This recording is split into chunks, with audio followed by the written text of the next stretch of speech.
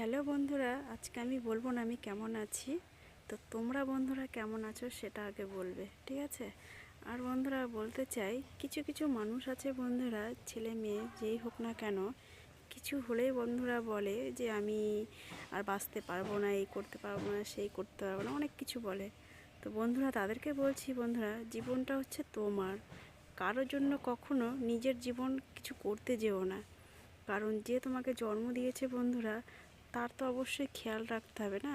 তুমি যার জন্য পৃথিবীর আলোটা দেখেছো বন্ধুরা, তাকে যদি তুমি না চিনো বন্ধুরা, আর দুদিন কে আসলো না আসলো তার জন্য তুমি তোমার পুরো লাইফটাই শেষ করে দেবে, এটা বন্ধুরা কখনো করতে যেও না।